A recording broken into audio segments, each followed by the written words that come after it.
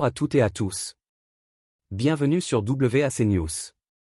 Aujourd'hui, nous allons parler d'un événement dramatique qui s'est déroulé dans le centre-ville de Rennes. Une violente agression au couteau a laissé un jeune homme de 25 ans grièvement blessé. Restons ensemble pour découvrir les détails et les dernières informations sur cette affaire.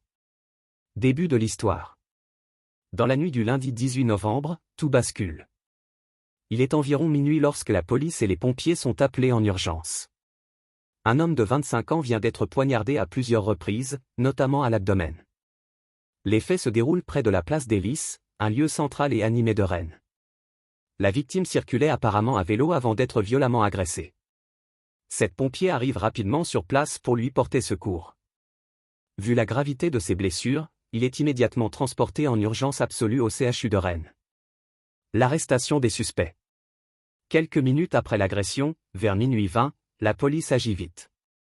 La brigade anticriminalité, plus connue sous le nom de BAC, interpelle 3 jeunes hommes sur le boulevard de Verdun, non loin des lieux. Ces individus ont entre 18 et 21 ans. 2 d'entre eux seraient originaires de Mayotte. Ils sont actuellement en garde à vue. Selon les premières informations, ces suspects pourraient être liés à l'agression au couteau, mais aussi à un autre acte criminel commis la même nuit, le vol du vélo de la victime et des menaces envers un passant. Les questions qui restent. Cependant, à ce stade, beaucoup de questions restent sans réponse. Est-ce que l'agression et le vol du vélo sont directement liés? Était-ce un conflit qui a mal tourné, ou une agression gratuite? Pour l'instant, l'enquête se poursuit afin de clarifier les circonstances exactes de ce drame. Malheureusement, Rennes connaît déjà d'autres violences récentes.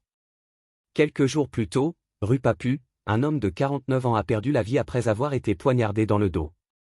Dans cette affaire, un suspect de 28 ans, également originaire de Mayotte, a été arrêté. Ces événements sont un rappel tragique des violences qui peuvent survenir, même dans des lieux que l'on pense sûrs. Nos pensées vont à la victime et à ses proches. Nous espérons qu'elle pourra se rétablir rapidement et que la justice fera toute la lumière sur cette affaire. Merci d'avoir regardé cette vidéo. Si vous voulez rester informé sur l'actualité ou discuter de sujets importants comme celui-ci, abonnez-vous à notre chaîne et activez la cloche pour ne rien manquer. Prenez soin de vous, et à très bientôt sur WAC News.